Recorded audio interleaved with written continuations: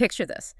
There's a small village in Japan where people live longer than almost anywhere else on Earth.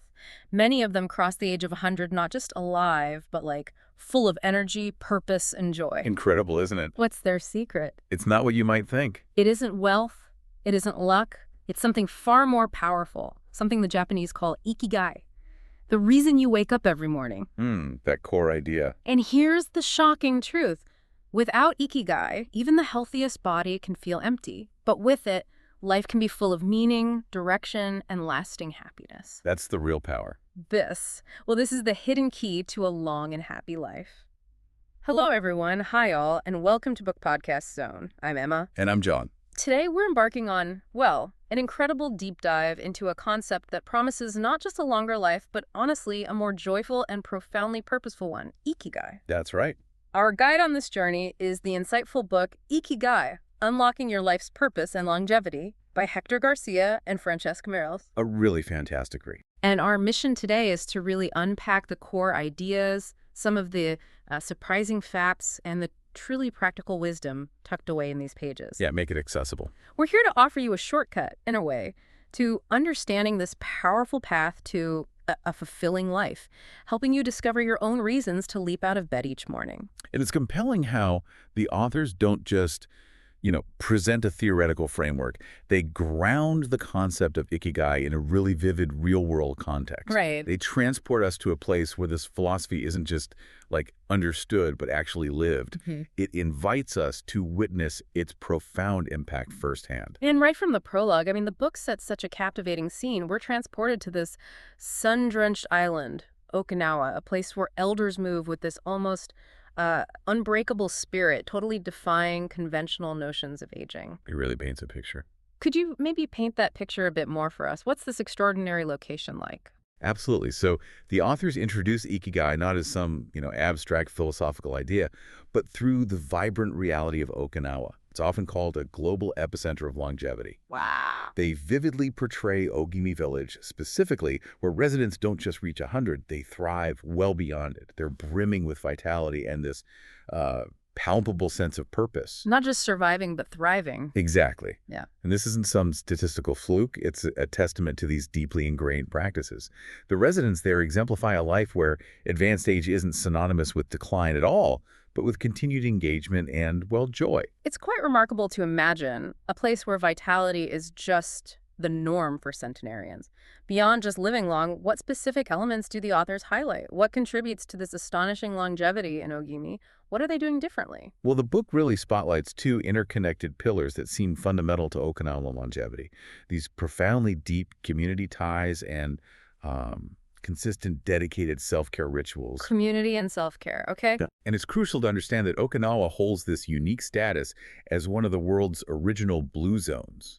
Ah, the blue zones. I've heard of those. Yeah, this term, it was coined by researchers back in the early 2000s, and it designates these regions globally that exhibit remarkable concentrations of centenarians and supercentenarians living these really vibrant, healthy lives. So Okinawa is one of the key ones. A prime example, yeah. Yeah.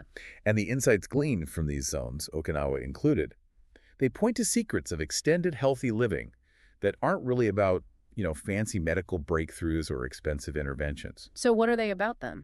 Instead, they consistently highlight this powerful combination, a synthesis of a predominantly plant-based diet, consistent low-intensity movement sort of woven into daily life, and perhaps most importantly, this pervasive sense of purpose, which they often call Ikigai. Purpose again. It keeps coming back. It really does. And these elements aren't just isolated habits. They form this synergistic ecosystem where each aspect reinforces the others. It creates this holistic infrastructure for well-being. So it's a powerful combination of personal habits and this collective belonging. The book really emphasizes how that deep sense of connection actively combats the damaging effects of isolation. That feels incredibly relevant right now, doesn't it? Oh, it couldn't be more relevant. The authors offer this compelling analysis of how a profound sense of belonging actively counters the well-documented negative impacts of social isolation. Yeah. It can be as damaging to health as smoking or obesity, apparently. Wow, really? That bad? Yeah. And this isn't merely some charming cultural observation. It's a vital antidote to a widespread contemporary issue. If we think about our current landscape in 2025, particularly after periods of significant global isolation. Right, the post-pandemic era. Exactly. Wait. We're witnessing this resurgence in the importance of connection. We see how virtual communities, online interest groups, even digital platforms designed for shared experiences are helping people rediscover a sense of togetherness. So technology can help bridge that gap. In a way, yeah.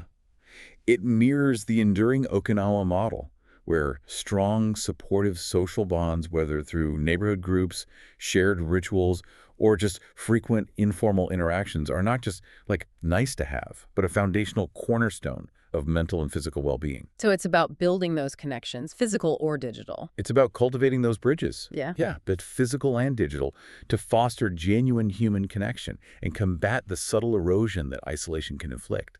It's truly profound how these seemingly simple community structures yield such deep and lasting health benefits. It truly is. The idea that community ties are as vital as diet or exercise. It really makes you reevaluate your own life. So for you, the listener, think about your daily existence. What elements of belonging or self-care might be subtly missing? Or perhaps, what could you intentionally strengthen this week? Small steps. Could it be something as straightforward as committing to regular video calls with distant family? Or joining a local book club, maybe? Or simply dedicating a few quiet minutes each day purely to your own rejuvenation? It's about being intentional. It really encourages a shift in perspective, moving from just existing to actively crafting a life rich with purpose and genuine connection. And that deep connection is truly the bedrock. This prologue sets the stage beautifully for understanding that Ikigai is not just an individual pursuit, but it's deeply intertwined with how we engage with our environment and, well, those around us. That leads us seamlessly into the next layer of our deep dive, the art of staying young while growing old. Chapter 1 really unpacks Ikigai's core definition, and it's far more nuanced than simply finding a job you enjoy. Oh, definitely.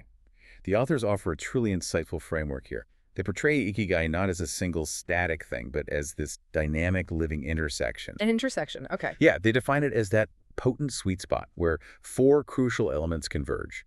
What you love, what you're good at, what the world needs, and what you can be paid for. The 4 circles, I remember seeing that diagram. Exactly. Imagine it like a Venn diagram with these 4 overlapping circles, and it's in that vibrant central nexus where they all meet, Yeah. that your Ikigai truly blossoms. Mm. And this framework, it moves beyond just a career path. It advocates for a holistic approach to living a life so infused with purpose and passion that your spirit remains, as they put it, eternally youthful. Eternally youthful. I like that. It's a powerful invitation to consider all dimensions of your being, really. So it's not just a professional calling, but like an overarching life calling, a way of integrating passion into every facet.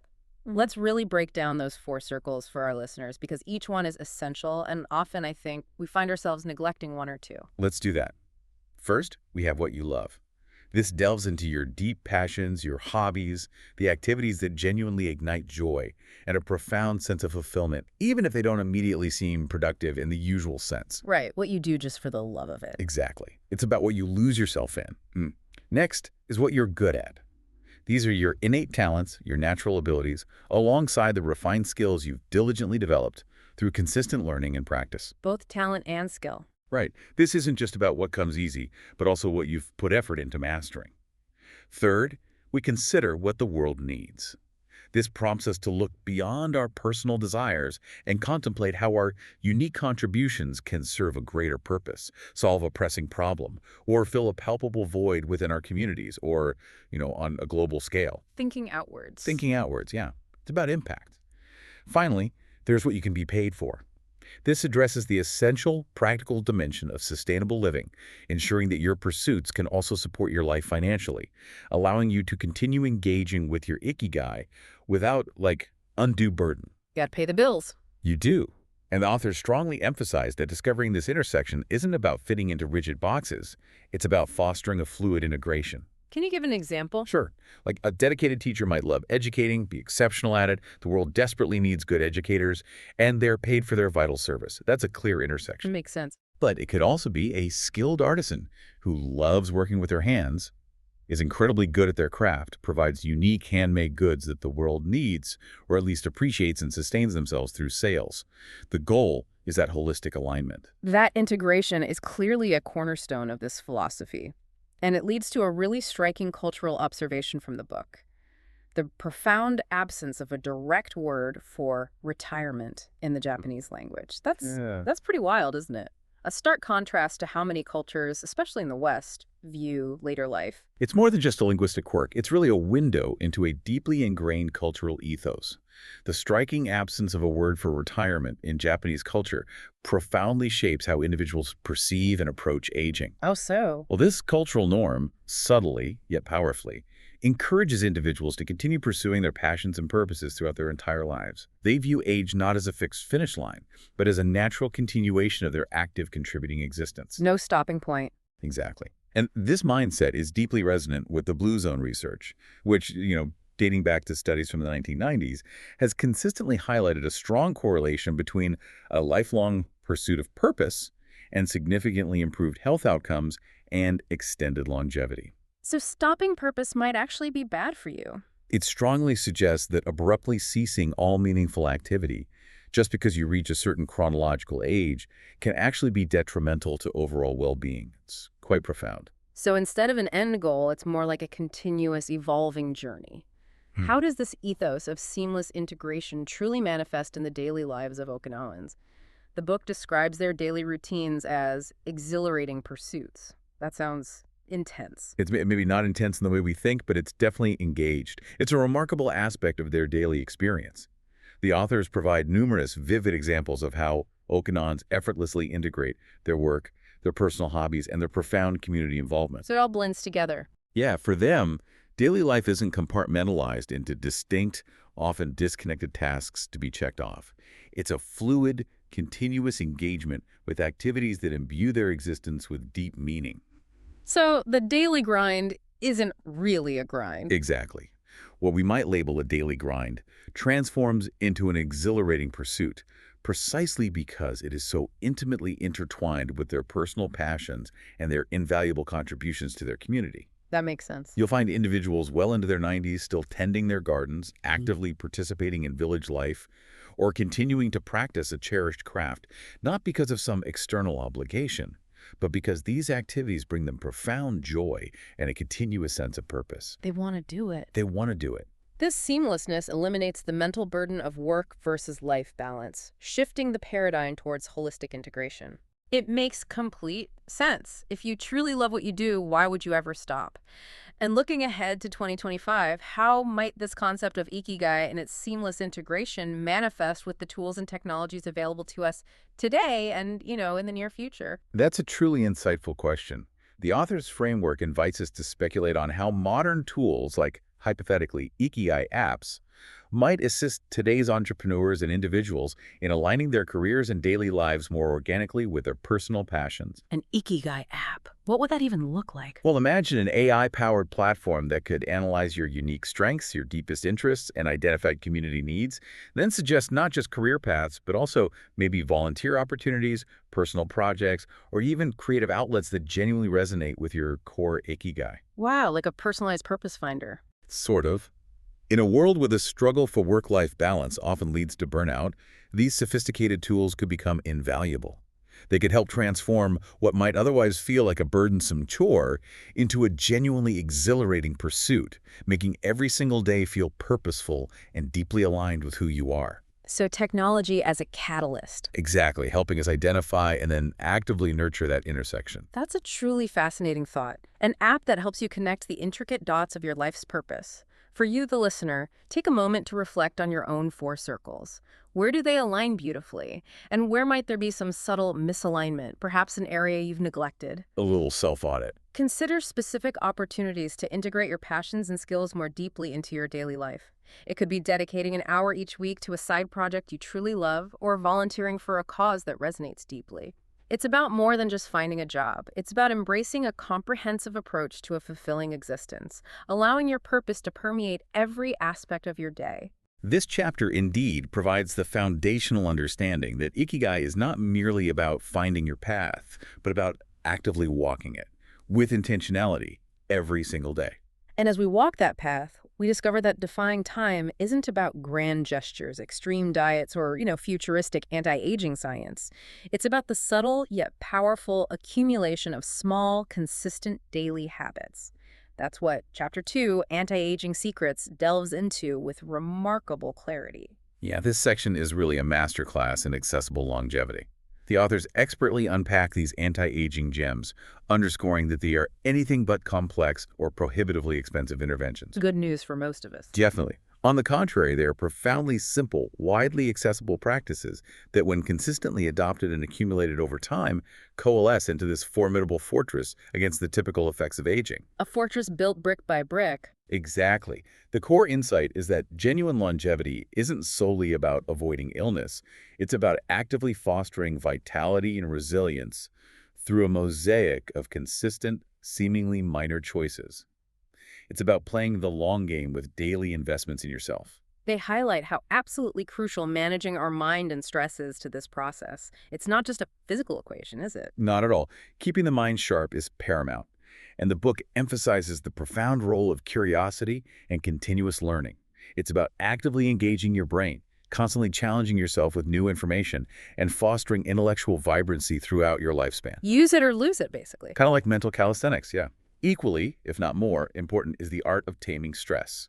The authors delve into practical, evidence-based techniques like mindful breathing, which can immediately calm the nervous system. Mindful breathing sounds simple, but maybe hard to do consistently. It can be, but it's powerful.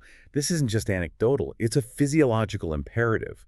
Chronic stress is this silent, insidious, erosive force that damages cellular health, inflames the body, and accelerates aging. Yikes. So by consciously managing stress through simple, consistent practices, we are literally protecting our bodies at a fundamental cellular level. It's fascinating to contrast this with, 20th century scientific fascinations like escape velocity theories. The idea that technology might one day advance so rapidly it could outpace decay and virtually eliminate aging. Right, the sci-fi dream. Yeah. The authors bring us back to tangible, real-world fixes that are universally available right now, today, without waiting for some future breakthrough. So it truly is about practical, actionable steps we can begin today without waiting for some far-off scientific miracle.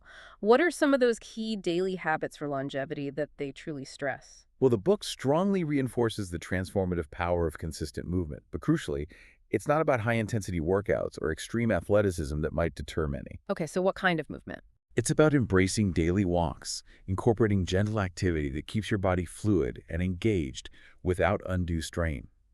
This consistent low-impact movement supports cardiovascular health, maintains muscle mass, and even boosts mood. Just walking, simple. Simple but effective. They also unequivocally reinforce the critical role of 7 to 9 hours of quality sleep. This isn't just a recommendation. It's non-negotiable for cellular repair, hormonal regulation, optimal cognitive function, and overall physical and mental well-being. Sleep is huge. Huge. Sleep deprivation acts as a chronic stressor. And perhaps one of their most profound insights connects emotional smarts, what we recognize as emotional intelligence or a positive outlook, to direct cellular health and longevity. Emotional smarts, how does that work? They powerfully illustrate how cultivating a positive disposition, mastering emotional regulation, and fostering deep resilience can quite literally shield cells from the damaging effects of oxidative stress and chronic negative emotional states. Wow, positivity shields cells. It's a powerful image, isn't it? A calm, positive mind isn't just happier, it's biologically healthier. That's such a powerful and vivid image. And what about diet? They also offer some wonderfully simple, actionable advice there. Yeah, their dietary advice is refreshingly uncomplicated. It really boils down to a fundamental principle: thoughtfully swapping processed junk snacks for whole, nutrient-dense fruits. Fruit over junk food. Seems obvious, But it's powerful. This seemingly minor yet highly accessible piece of advice isn't merely about abstract long-term health benefits. It delivers immediate, tangible results in terms of energy and vitality. instant energy boost. Yeah, when you consistently fuel your body with complex carbohydrates, vitamins, and antioxidants found naturally in fruits, you experience sustained energy, heightened mental clarity, and a more vibrant engagement with your day. It's an instant gratification that simultaneously builds a foundation for long-term longevity. And in 2025, it feels like we're increasingly attuned to these intricate connections between our habits and our health, with modern technology playing a significant role in helping us track and understand these links. Absolutely. One of the most compelling aspects is how these ancient wisdoms are now seamlessly integrating with cutting-edge modern technology.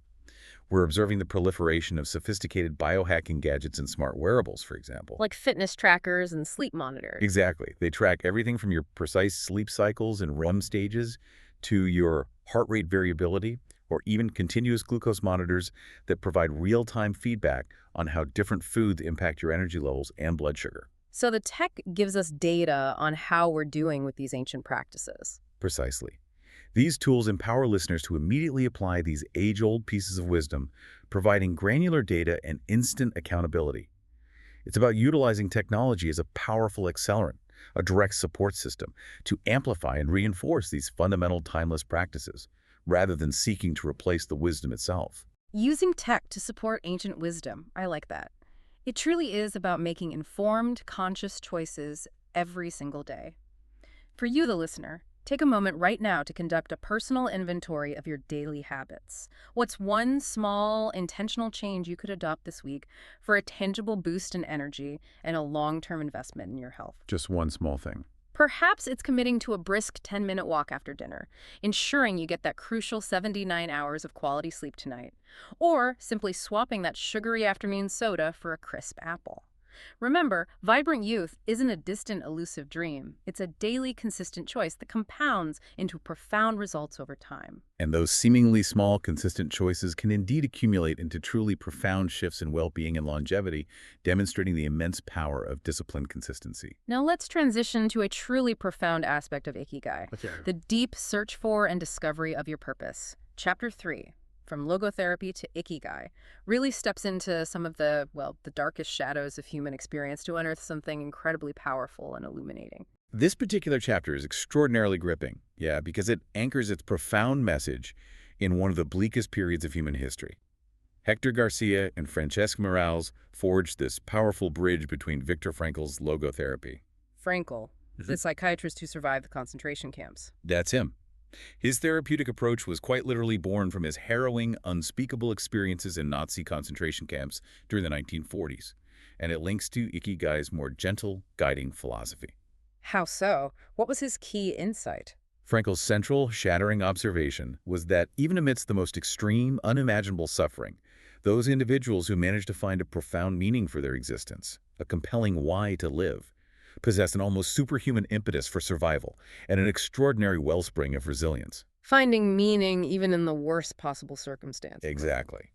His enduring message was that meaning is not something bestowed upon us, but something that can be found and even actively manufactured in virtually any circumstance, no matter how dire or oppressive.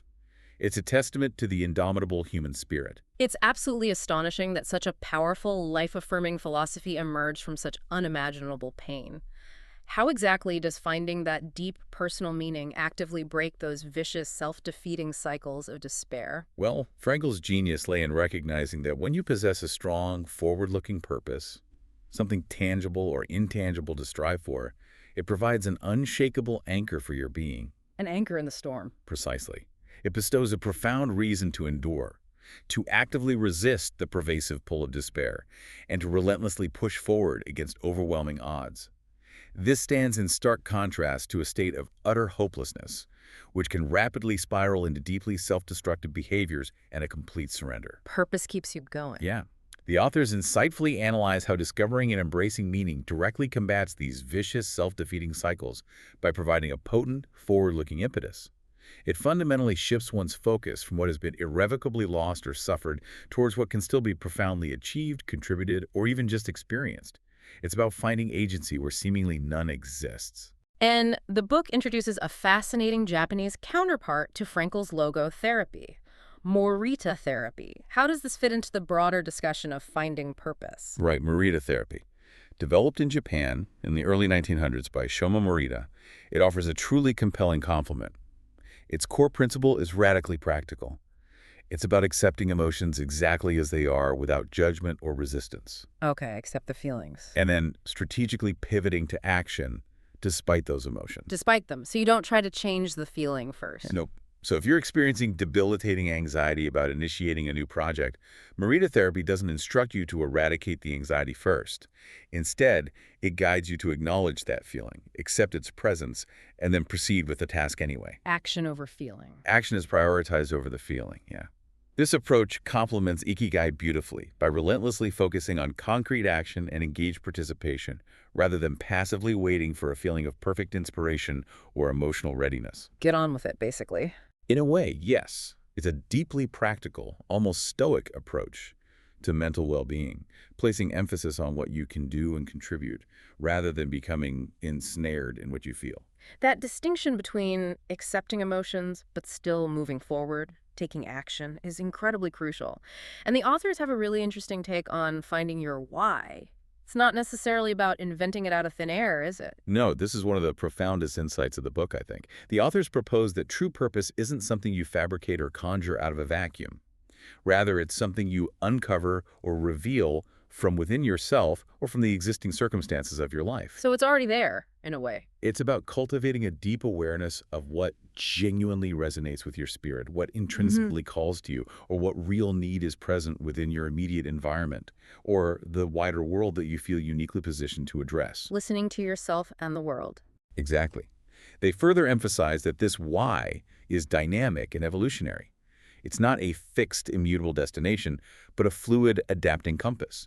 It changes and evolves organically through life's inevitable and often unpredictable twists, turns, and challenges. So your purpose can change as you grow. Absolutely. A powerful sense of purpose discovered in youth might transmute and deepen significantly through the wisdom of adulthood or the introspection of later life, but it consistently remains a potent guiding force. And as we look to 2025, how are these historical, profoundly impactful therapeutic approaches finding new life and integration within modern psychological context? Well, this is a truly exciting area of intersection. We can certainly speculate on how these profound historical therapeutic approaches are being, and will continue to be, integrated into contemporary contexts. Imagine, for instance, 2025 therapy applications or digital mental health platforms. Therapy apps using Frankel or Morita. Potentially, yeah.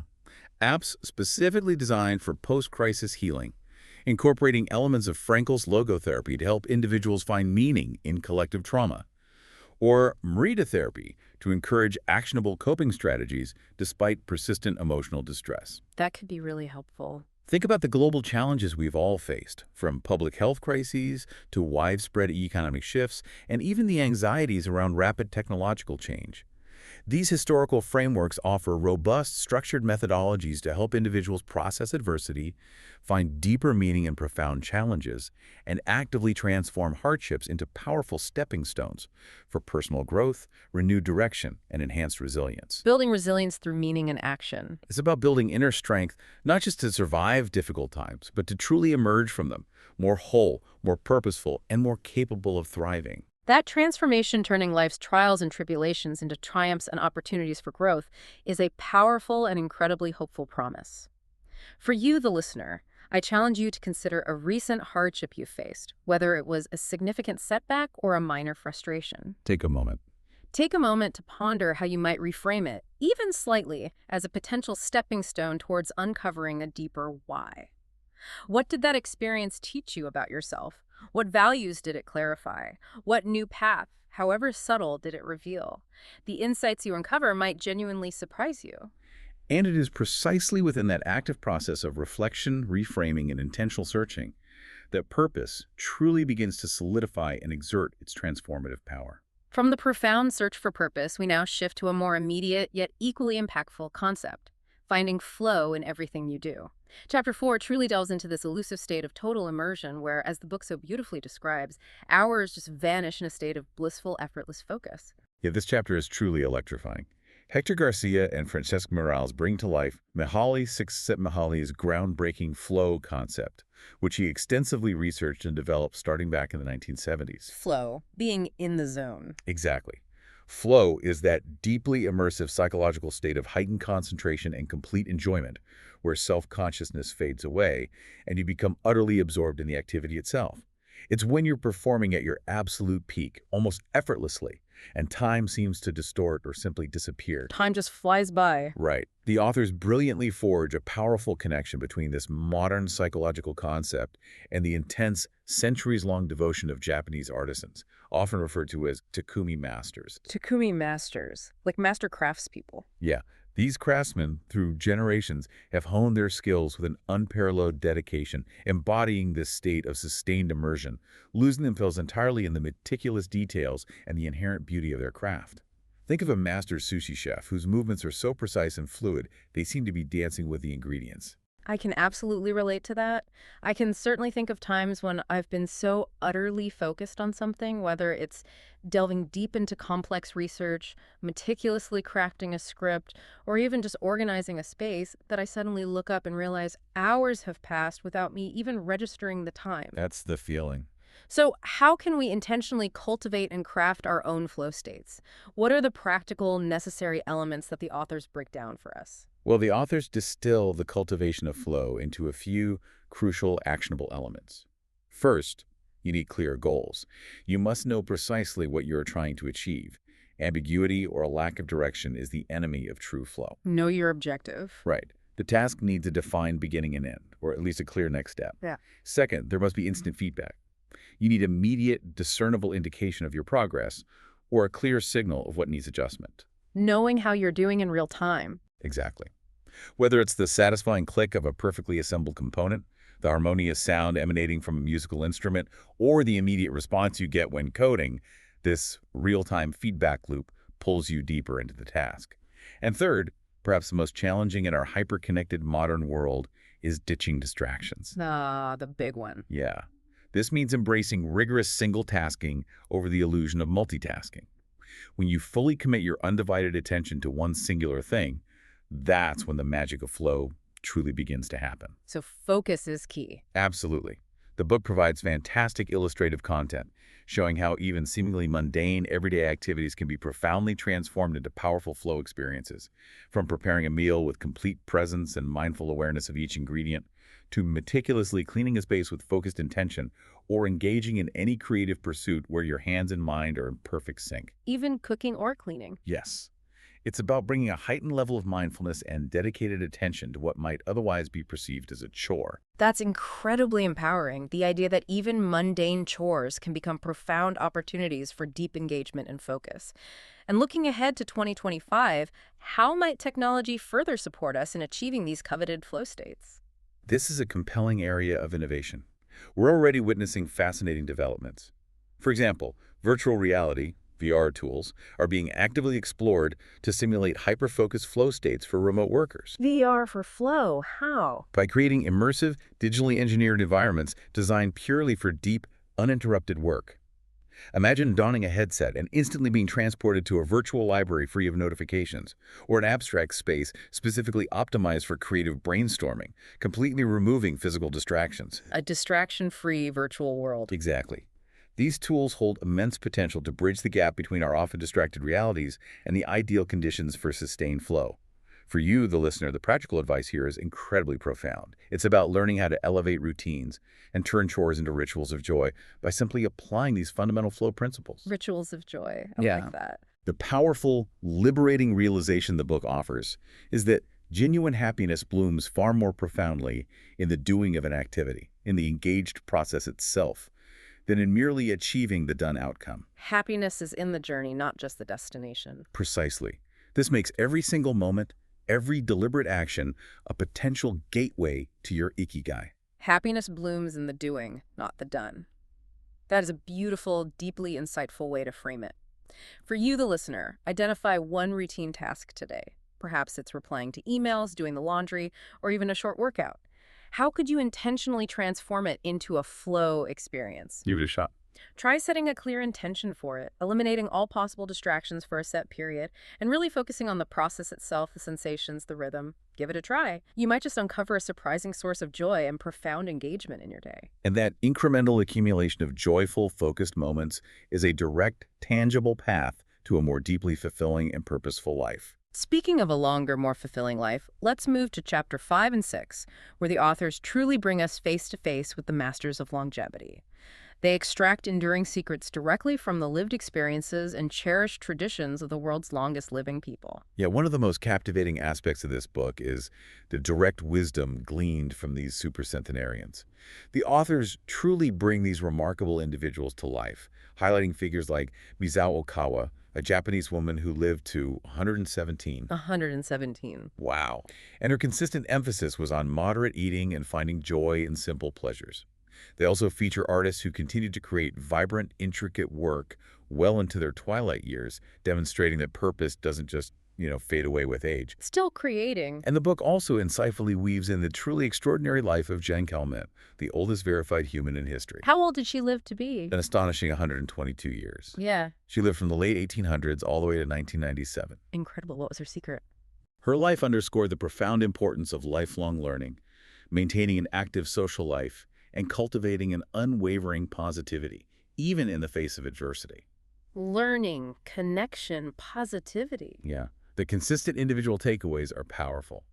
It's about staying busy with purpose, nurturing your passions, and finding deep satisfaction and joy in the small, consistent daily pleasures, not waiting for grand, once-in-a-lifetime events, but embracing the simple delights of everyday existence. It's incredibly powerful to hear these insights directly from those who have walked the longest path. And as we look to 2025, it feels like these timeless, low-tech habits are increasingly being repackaged with modern technological advancement. They absolutely are. We can readily connect these age-old wisdoms to cutting-edge contemporary longevity technologies. Yeah. Consider the rise of AI-powered health coaches or personalized fitness apps. AI health coaches. Yeah, they're now promoting routines remarkably similar to those lived organically by these centenarians for decades. These digital coaches might analyze your personal habits, suggest personalized micro-interventions like taking a short daily walk, or recommend mentally stimulating activities based on your interests. So tech reinforces the timeless habits. Exactly. The technology essentially acts as an enabler, providing data and reminders that reinforce the very practices like consistent movement, mindful eating, and continuous learning that these long-lived individuals have naturally integrated into their lives. It's about using technology to amplify, not replace, fundamental human wisdom. And beyond individual habits, Chapter 6 truly dives into the profound power of community, transporting us back to the lively, interconnected streets of Ogimi. Indeed, the authors immerse us in rich anecdotes and interviews from Ogimi, painting this vivid picture of a vibrant atmosphere where the infectious laughter and engaged activity of elders truly underscore a remarkable sense of eternal youth. Laughter and activity. And a pivotal cornerstone of this thriving community and a truly unique social structure are the Moai groups. Moai groups. What are those exactly? They aren't just casual social clubs. Right. Moai groups are lifelong support circles, deeply rooted in ancient, enduring community bonds that stretch back centuries. Lifelong support circles. Yeah. Their function is far beyond mere socializing. They are deeply functional, providing crucial financial, emotional, and social support to their members throughout their entire lives. Financial support, too. Absolutely. For instance, if a member faces unexpected financial hardship or personal distress, the Moai collectively steps in to provide tangible assistance and emotional solidarity.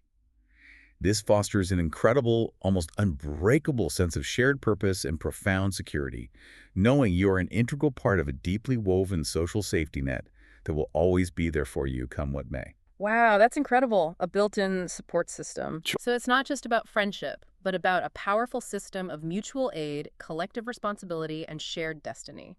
And the proverbs they live by sound so timeless, almost like ancient whispers of wisdom. They truly are. The authors provide insightful analysis on timeless proverbs that encapsulate their philosophy for happiness and longevity. Take live unhurriedly, for example. Live unhurriedly. Sounds nice. This profoundly simple phrase underscores the immense importance of slow living, of savoring each moment, a stark and necessary contrast to the relentless pace of our modern, often frenetic world, or nurture friendships, which highlights the absolutely vital role of robust social connection, a recurring and irrefutable theme observed across all documented blue zones globally. Connection again? Always. These aren't newly coined phrases. Their deep context can be traced back through Japan's feudal-era social structures, demonstrating their historical depth and how these principles have been organically ingrained into the cultural fabric for centuries. Wow, deep roots. And beyond these guiding proverbs, their daily communal practices, such as collective daily gardening, shared cooking, And frequent joyous celebrations are not merely leisure activities. They are integral parts of their holistic well-being, consistently reinforcing community bonds and providing a continuous wellspring of purpose. It truly paints such a beautiful picture of interconnectedness and slow, intentional living. And for 2025, how might this translate to our increasingly digital and globally dispersed lives? Can we create our own virtual moais? That's a crucial and fascinating question in our current digital age. Yeah. We can certainly explore how social applications, for all their potential pitfalls and criticisms regarding superficial connections, might also be leveraged to foster what we could call virtual moe. Online communities as support systems. Yeah. These online communities, if cultivated with intention, could offer a modern solution to combat the pervasive loneliness and social fragmentation in an increasingly digital world. While they may not be a direct, perfect substitute for face-to-face physical interaction. It's not the same, maybe, but still valuable. Potentially, yes. These thoughtfully designed online communities can provide a vital sense of belonging, a shared purpose, and much-needed emotional support, mirroring the core functions of traditional moai groups. It's about thoughtfully leveraging technology to construct bridges of connection, rather than allowing it to erect walls, thereby cultivating meaningful human interaction in new, accessible ways. That's a powerful thought, that technology could actually enhance rather than detract from our sense of community. For you, the listener, I encourage you to evaluate your own social circles and your daily routines. Are there opportunities to cultivate more moai-like support in your life? Think about it. Perhaps by intentionally deepening connections with a few key friends or forming a small, dedicated group around a shared interest or goal. Or how could you embrace the wisdom of unhurried living, savoring moments instead of rushing through them? It could be as simple as scheduling a regular video call with distant friends, committing to a quiet, technology-free morning ritual, or simply eating a meal without distractions. And that intentional weaving of threads of connection and calm into the very fabric of your everyday life is a profound act of self-care and community building. Now let's talk about fueling our bodies. Chapter 7, the Ikigai diet, goes beyond mere nutrition to explore how deeply mindful eating patterns contribute significantly to a long, vibrant, and purposeful life. It's less about rigid restriction and more about a fundamentally different way of relating to food. Yeah, this chapter is incredibly insightful because it demystifies the Okinawan diet. The authors detail a plant-heavy feast that is surprisingly simple yet incredibly potent. Plant-heavy. What are the staples? An abundance of fresh, locally grown vegetables, nutrient-rich tofu, and various types of seaweed. These foods aren't just filler, they're powerhouses packed with essential vitamins, minerals, and especially antioxidants. Antioxidants. Oh. Those are good for anti-aging, right? Exactly. They're crucial for combating cellular damage and inflammation, thereby directly contributing to cellular health and decelerating the aging process. Yeah. Crucially, the dietary exclusions are as important as the inclusions. There's a consistent emphasis on minimal sugar consumption and very little processed food. Less sugar, less processed stuff. Right, a stark contrast to many Western diets. The variety on their plates, derived from diverse plant sources, ensures a comprehensive intake of nutrients, moving beyond the idea of any single superfood. Eat the rainbow, basically. Pretty much. And there's one particular practice that truly stands out and is often cited when discussing Okinawan longevity, hara-hachi-bu. What exactly is that and how does it work? Hara-hachi-bu. It's a cornerstone dietary practice, and its simplicity belies its profound impact. It translates to the wisdom of eating until you are only 80% full. Only 80% full, not stuffed. Exactly. Rather than consuming food until you feel completely satiated or stuffed. This isn't about rigid calorie counting in a restrictive sense, but rather about cultivating a deep, intuitive awareness of your body's hunger and fullness cues, and consciously choosing to stop just before you reach complete repletion. Listening to your body's signals. Precisely. What's truly fascinating is its deep historical roots. This practice can be traced back through centuries of Confucian teachings, demonstrating a long-standing understanding of its benefits. Confucian, wow, that's old. Yeah. And the scientific connection is undeniable. Decades of research, particularly since the 1930s, in what's now broadly termed longevity science, have consistently proven the benefits of caloric moderation and intermittent fasting, linking them directly to extended lifespan, improved metabolic health, and reduced incidence of age-related diseases. So eating less really helps you live longer. It seems so. By consistently leaving that 20% room, Okinawans give their digestive system a break and prevent the physiological burden of overeating. So it's about being profoundly in tune with your body's signals, which is something many of us in fast-paced, abundance-driven societies often lose touch with. And looking at 2025, are there parallels between this ancient Okinawan dietary wisdom and our more contemporary culinary trends? This is an excellent point. We can certainly draw fascinating parallels between ancient Okinawan dietary wisdom and some of the more beneficial contemporary superfood trends. Consider, for example, the widespread popularity of matcha smoothies in health cafes across the U.S. Yeah, that's everywhere. Right. Matcha, a finely ground green tea powder, is celebrated for its incredibly high antioxidant content and its unique, calming, sustained energy boost qualities that resonate directly with the Okinawan emphasis on nutrient-dense plant-based foods and a calm, balanced approach to daily living. So similar principles, modern form. It's exactly. The philosophical shift the authors advocate is key here. They reframe mindful eating not as a form of painful restriction or deprivation, but as a liberating and empowering choice for cultivating a vibrant, energetic tomorrow.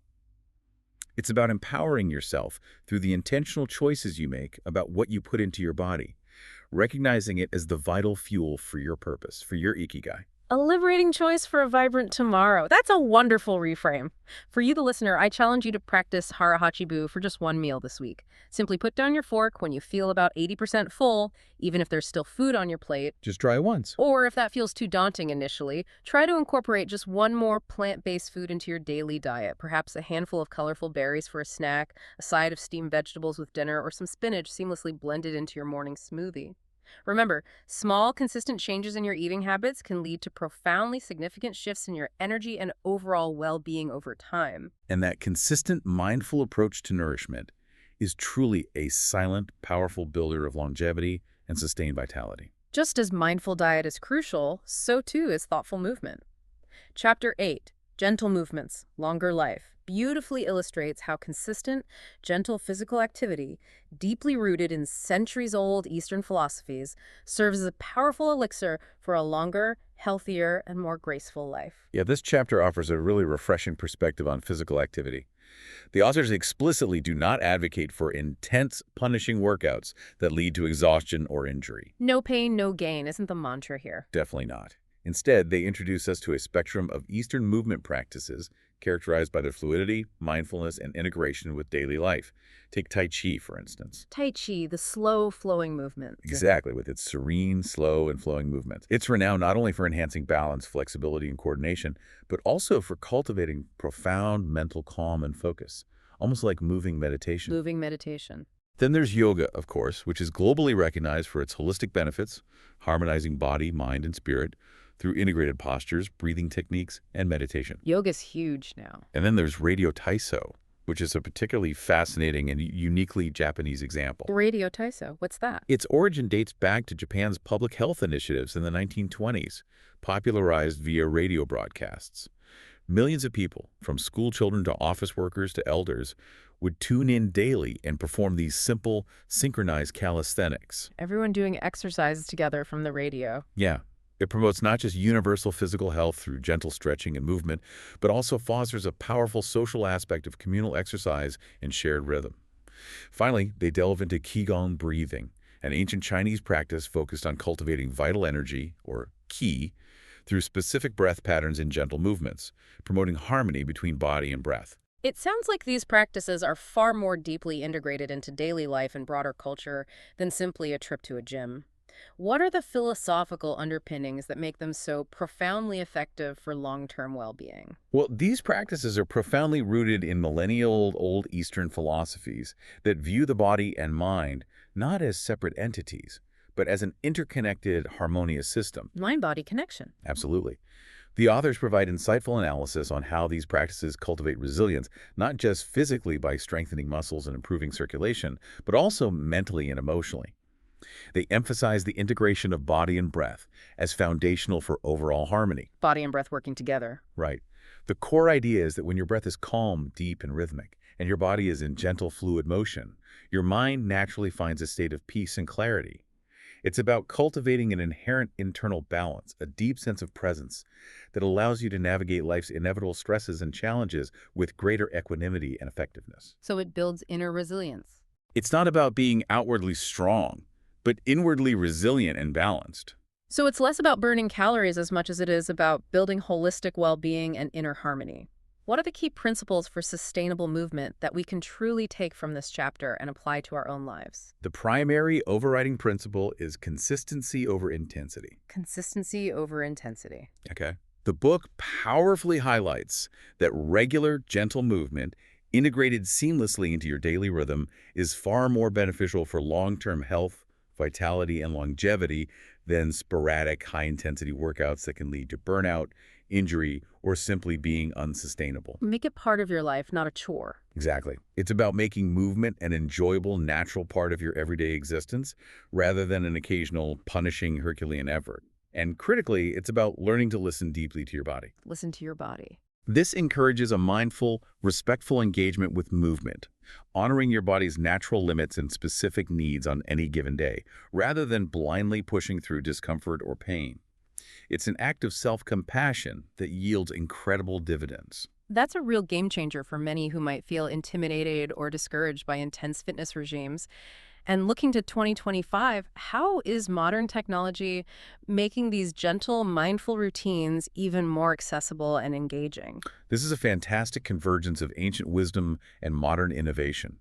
We're seeing how wearable trackers, for example, are increasingly gamifying gentle routines. Gamifying, like getting points for walking. Sort of, yeah. They track your steps, monitor your heart rate during a mindful walk, provide gentle reminders to move after prolonged sitting, and can even guide you through short mindfulness or breathing exercises. This makes these gentle movements more engaging, trackable, and ultimately more sustainable for listeners. So tech can motivate us. It can. This empowers individuals with a profound knowledge that soft steps lead to giant leaps in lifespan. You absolutely do not need to be an elite athlete or dedicate hours to a gym. You can start today right where you are with simple, intentional, and consistent movements. It's about finding inherent joy in daily activity and effortlessly integrating it as a sustainable, lifelong part of your well-being. Soft steps lead to giant leaps. I truly love that. For you, the listener, try one gentle movement practice as a daily ritual this week. It could be a short 10-minute walk during your lunch break, dedicating 5 minutes to mindful, deep breathing before bed, or even just some simple flowing stretches when you wake up each morning. Embrace the profound power of consistency over fleeting intensity. And this consistent commitment to gentle daily motion is a truly profound act of self-care that reverberates positively through all aspects of your well-being, enhancing both body and mind. Now, as we approach the culmination of our deep dive, Chapter 9 brings us to the profound and deeply resonant concepts of resilience and wabi-sabi. This section poetically concludes our journey by exploring the unique Japanese aesthetic of imperfection and how, surprisingly, it fosters true anti-fragility. Anti-fragility. And a remarkable ability to not just bounce back from life's challenges, but to emerge stronger, more adaptable, and more profoundly whole. Yeah, this chapter is a real philosophical cornerstone. At its heart is the concept of wabi-sabi, which is far more than just an artistic principle. It's a profound way of perceiving the world and living within it. Wabi-sabi, finding beauty in imperfection. Exactly. Wabi-sabi is Japan's aesthetic principle that finds profound beauty in the imperfect, the impermanent, and the incomplete. Its historical roots are deeply embedded in Zen Buddhism, tracing back to the 15th century. Zen Buddhism, okay. The authors brilliantly illustrate its practical application by describing how embracing flaws, like the crack in a cherished aged teacup, which only enhances its unique story, and character fosters a liberating mindset of acceptance and deep resilience. The crack tells a story. Right. This philosophy helps us understand that everything in life is in a constant state of flux and decay, and true beauty often resides precisely in that natural process of wear, change, and inherent imperfection. This mindset is directly tied to the powerful concept of anti-fragility. Anti-fragility, getting stronger from stress. Exactly, a term popularized by Nassim Nicholas Taleb. The revolutionary idea that certain systems, including human beings, do not merely withstand stressors but actually become stronger when exposed to volatility, uncertainty, and challenges, rather than simply being robust or fragile. It's about growing through what you go through. That's such a counterintuitive yet liberating idea for a culture that often relentlessly strives for an elusive perfection. And then there's the equally poignant concept of ichigo ichi. Ichigo ichi. It's a profoundly beautiful and powerful ethos that literally translates to one time, one meeting. or more broadly, one moment, one encounter. One moment, one meeting. It emphasizes the utterly unique, unrepeatable, and therefore incredibly precious nature of every single moment and every single interaction. The implication here is deeply profound. It compels us to cultivate deep presence and exquisite appreciation for the present, recognizing its fleeting, unrecoverable beauty. Every moment is precious because it won't come again. Precisely. Each conversation you have, each sunrise you witness, each cup of tea you savor, these are singular, unrepeatable events. This mindset encourages us to fully engage, to consciously savor, and to extract the maximum value and meaning from the here and now, with the full understanding that this precise moment will never precisely recur. It's a call to profound mindfulness. So it's about embracing imperfection and living with deep presence in every moment. How do these deeply philosophical ideas translate into tangible, practical resilience strategies that we can apply in our daily lives, particularly in a world filled with constant change? Well, the authors illuminate several practical, actionable resilience strategies derived from these ancient philosophies. First, and perhaps the most crucially, is the call to embrace change. Go with the flow. In a constantly shifting, unpredictable world, fluidity and adaptability are not merely desirable traits, they are absolutely essential survival and thriving tools. Resisting the inevitable currents of change often generates more suffering than simply accepting and flowing with them. Second, they emphasize the need to build emotional muscle. Emotional muscle, like emotional strength training. Kind of, yeah. This involves consciously developing inner strength to navigate stress, adversity, and disappointment. It's about practicing profound self-compassion, learning deeply from setbacks rather than being derailed by them, and consistently cultivating a robust, adaptable internal landscape that can bend without breaking. Bending without breaking. The ultimate aim is transformation. Learning how to transmute life's inevitable trials and tribulations, from personal setbacks to global uncertainties, into genuine triumphs and powerful opportunities for profound growth. Every challenge, viewed through this lens, becomes a profound chance to become more resilient, more wise, and more deeply connected to your Ikigai. And as we navigate a world with so much inherent uncertainty, from rapid climate shifts to exponential technological advancements, these ancient tools feel more relevant, more vital than ever in 2025. This is a fundamental truth.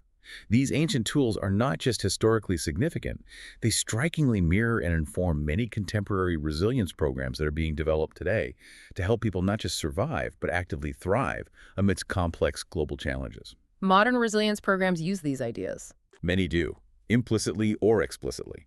Whether it's workshops on mindfulness for stress reduction, frameworks for adaptive leadership in uncertain times, or cognitive behavioral techniques for managing anxiety, many modern psychological and well-being approaches draw directly from these timeless principles of acceptance, presence, and embracing change. Ancient wisdom for modern problems. Exactly. The profound message, echoing through centuries, is that by actively cultivating these qualities, by integrating wabi-sabi and ichigo-ichi into our daily outlook, we profoundly empower ourselves to not just merely endure life's challenges, but to truly blossom, no matter what unpredictable circumstances life throws our way. It's a powerful and deeply affirming close to this remarkable journey. For you, the listener, challenge yourself today to find beauty in an imperfection. Perhaps it's a slightly crooked line you drew, a wonky homemade ceramic mug, a tiny flaw in a piece of art you admire, or even a personal quirk you usually critique. See the beauty in it. Or practice Ichigo-ichi by fully embracing a fleeting moment. Your first sip of morning coffee, a genuine laugh with a loved one, or simply the sensation of the sun warming your skin. Experience it with absolute presence and appreciation, for that precise moment, in its unique totality, will never be exactly the same again. And in embracing these profound truths of imperfection and transient beauty, we cultivate a deep, enduring sense of peace and an unshakable inner strength that will serve us throughout our lives. As our deep dive draws to a close, Chapter 10, the epilogue, provides a heartfelt and compelling call to action, reminding us that the journey doesn't end with merely understanding Ikigai intellectually, but truly begins when we diligently integrate all these timeless lessons into our daily lives, allowing purpose to pulse vibrantly in every single heartbeat. Yeah, this epilogue is a beautiful synthesis. Héctor García and Francesc Miralles skillfully revisit and interweave all the crucial threads we've explored today. The profound impact of purpose, the exhilarating joy of finding flow, the ancient wisdom of mindful diet, the sustained benefits of gentle movement, the unshakable strength found in deep community, and the transformative resilience cultivated through embracing imperfection. Pulling it all together. Exactly. They profoundly emphasize that the true power of Ikigai lies in blending these diverse elements into a seamless, organic daily rhythm. So they're not isolated practices or checklists, but rather an intricately interwoven tapestry that forms the very essence of a fulfilling and vibrant life. It's about seeing the whole picture. So it's about making Ikigai a living, breathing, integral part of who we are every single day. And the authors reflect on how this profound concept has evolved and become more accessible over time, demonstrating its enduring universality. They absolutely do. There's a poignant historical reflection, noting how the core principles underlying Ikigai have been inspired, shaped, and echoed by global thinkers and diverse philosophies throughout history, from ancient Eastern wisdom traditions to profound Western psychologists like Viktor Frankl. It's universal. This highlights its inherent universality and remarkable adaptability across cultures and eras. And crucially, in 2025, with rapid advancements in areas like AI aiding personal growth and well-being, the pursuit and integration of Ikigai are more attainable than ever before. AI helping find Ikigai. Potentially, yeah. AI-powered tools can help us reflect on our deepest values, meticulously track our habits, suggest personalized learning paths for developing new skills aligned with our purpose, or even connect us with like-minded communities globally. This democratizes the journey, making this profound ancient wisdom accessible and actionable for a wider spectrum of people. That's an incredibly inspiring thought, that these ancient pathways to meaning and longevity are now actively supported and amplified by modern tools. So, for our listeners, what's the final spark? The ultimate inspiring call to action that we want them to take away from this deep dive? Well, the ultimate reward, the authors suggest, is cultivating a life so rich in meaning and engagement that it leaves a lasting legacy of profound joy and enduring fulfillment, not just for oneself, but for those around us. A legacy of joy. It's not simply about accumulating years on Earth, but about accumulating deeply meaningful moments and experiences within those years. So the final spark is to take concrete, intentional steps, starting now, to live your Ikigai. Don't wait. Don't wait for a perfect moment, a grand revelation, or for life to miraculously align. Identify one small, actionable step today, a micro-action that genuinely aligns with your purpose, enhances your sense of flow, supports your health, or deepens your connections, and simply take it.